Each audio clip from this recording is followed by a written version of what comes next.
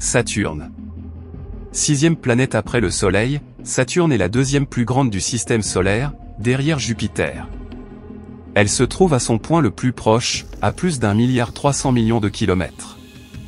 Saturne est une grande planète, 9 fois plus large que la Terre, mais à cette distance, elle est réduite à un point lorsqu'on regarde le ciel à l'œil nu.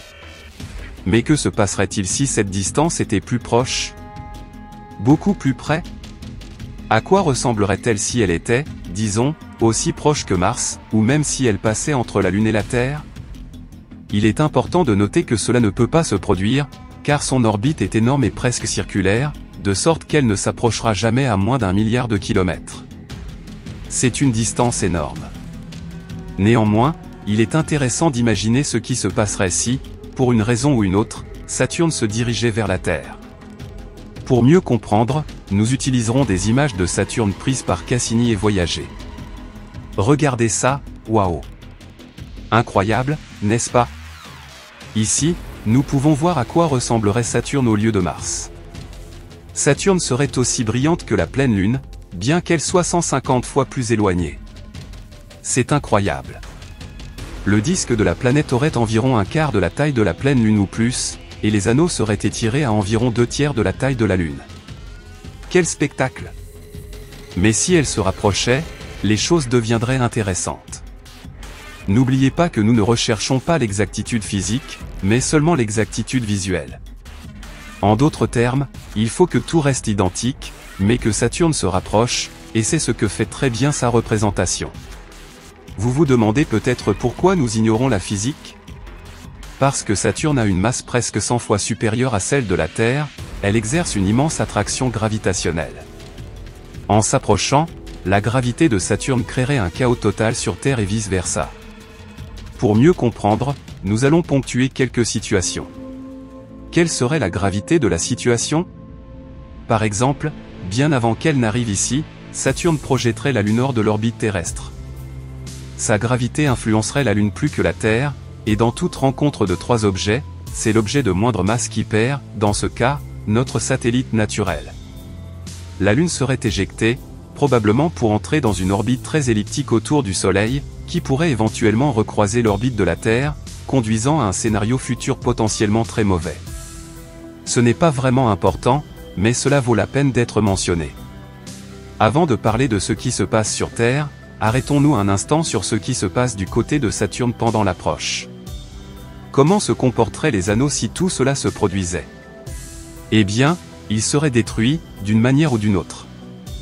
Les anneaux de Saturne sont constitués d'innombrables petites particules de glace, et la gravité de la Terre les attirerait de plus en plus à mesure qu'elles se rapprocheraient. La Terre ferait un trou dans les anneaux, mais ce n'est pas ce qui se passerait en réalité si l'on appliquait les lois de la physique. En réalité, la gravité terrestre tirerait les particules hors des anneaux, créant un long panache qui atteindrait d'abord la Terre, puis l'entraînerait après son passage, un peu comme ce qui se passe lorsque des galaxies entrent en collision. Il est possible que la plupart des particules continuent à orbiter autour de Saturne, la Terre n'a pas la force gravitationnelle nécessaire pour les éloigner complètement de la planète, mais elles se trouveraient sur des orbites allongées. Les magnifiques boucles et les structures délicates que nous voyons actuellement dans les anneaux de Saturne seraient détruites. Toutefois, avec le temps, les particules entreraient en collision avec les autres parties de l'anneau et le système finirait par se stabiliser à nouveau. Même si les anneaux pouvaient survivre à leur rencontre avec la Terre, ils n'auraient pas un avenir très long. Rappelons que les anneaux sont constitués de glace et que Saturne est beaucoup plus proche du Soleil. En se rapprochant de notre étoile, Saturne connaîtrait bien sûr une augmentation de la chaleur. Les particules de glace de l'anneau s'échaufferaient, passant finalement de l'état solide à l'état gazeux, un processus appelé sublimation. Au lieu d'un système d'anneaux spectaculaire, nous verrions Saturne enveloppé d'un vaste nuage de vapeur d'eau, s'écoulant derrière elle à mesure que la lumière du Soleil et le vent solaire l'éloigneraient de la planète. Ce serait la comète des dieux elle-même. En fait, de nombreuses lunes de Saturne sont glacées et il leur arriverait la même chose. Saturne serait le roi des comètes, entouré de dizaines de serviteurs. Ce serait également un spectacle incroyable. Mais il n'y aurait plus personne pour regarder. L'apocalypse en marche. La Terre ne survivrait pas à cette rencontre avec Saturne. Un gros objet comme la Terre qui s'approche trop près d'un objet beaucoup plus gros comme Saturne court à la catastrophe. Et ce, à cause de la gravité, ou, plus précisément, du fait que la gravité s'affaiblit avec la distance. Prenons l'exemple de la Terre et de la Lune. La face de la Terre qui fait face à la Lune est attirée par la gravité de la Lune un peu plus fort que l'autre face de la Terre. La différence n'est pas énorme, mais elle est suffisante pour étirer un peu la Terre. C'est en fait plus compliqué que cela, bien sûr, mais c'est assez proche pour l'instant. C'est ce que nous appelons la force de marée. Le résultat net est qu'elle étire l'objet sur lequel elle agit. Actuellement, la force de marée de la Lune sur la Terre tire l'eau vers le haut et vers le bas d'environ 1 mètre ou 2 entre la marée haute et la marée basse, car la Terre tourne sous la Lune tous les jours. La force de marée dépend de la masse de l'objet qu'il tire, de la distance à laquelle se trouve le second objet et de la taille de ce dernier. Dans le cas d'un objet très massif tirant un objet plus petit, mais toujours grand, très près de lui, la force de marée peut être énorme. Vraiment très massive. Vous voyez où cela nous mène. Imaginez que la Terre passe près de Saturne. Un côté de la Terre est plus proche de Saturne que l'autre, du diamètre de la Terre, environ 12 740 km. Saturne a une masse importante, sa gravité est donc très forte et, à mesure que la Terre s'en rapproche, la force d'étirement augmente de plus en plus. Lorsque Saturne est encore 20 fois plus éloigné que la Lune, soit bien plus de 7 millions de kilomètres, la force de marée qu'elle exerce sur la Terre est égale à celle de la Lune. Lorsqu'elle se trouve à 1 million de kilomètres, cette force a été multipliée par plus de 400. Cela provoquerait une catastrophe à l'échelle planétaire, principalement sous la forme d'inondations apocalyptiques, d'énormes raz-de-marée traversant la planète et détruisant tout sur leur passage.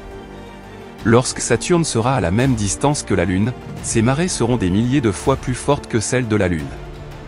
Les lignes de failles volcaniques seront prêtes et les volcans exploseraient partout sur la planète, anéantissant tout ce qui resterait à la surface de la Terre. Et puis vient le coup de grâce. D'après l'endroit où nous avons touché les anneaux, Saturne passe à environ 130 000 km de la Terre. Au plus près, la force de marée que Saturne exercerait sur la Terre serait impressionnante, 200 000 fois celle de la Lune. Cette distance se situe bien à l'intérieur de la limite de roche de Saturne, c'est-à-dire à la distance de Saturne où la force de marée est la plus importante et si forte qu'elle détruit littéralement notre planète. Ce serait la fin de la Terre. Les 6 milliards de tonnes de roches vaporisées qui constituaient notre monde bleu-vert seraient étirées le long d'une ligne. Les morceaux seraient alors projetés par la gravité de Saturne lorsqu'elle nous dépasserait, les dispersant dans le système solaire interne. Le Soleil se doterait d'une nouvelle ceinture d'astéroïdes, tandis que Saturne continuerait à passer, à peine plus mal en point après sa ceinture de destruction universelle. Ouf! C'est ce qui brûle toute notre histoire. Heureusement, il s'agit d'une fiction. En réalité, Saturne reste dans sa partie du système solaire, et nous restons dans la nôtre. Saturne est la plus belle planète du système solaire, à part la nôtre, et la voir à travers un télescope peut changer votre vie. C'est littéralement ce qui s'est passé pour moi. Si vous avez aimé, n'oubliez pas de laisser votre like et de vous abonner à la chaîne. À tous les Diphénotins un gros câlin.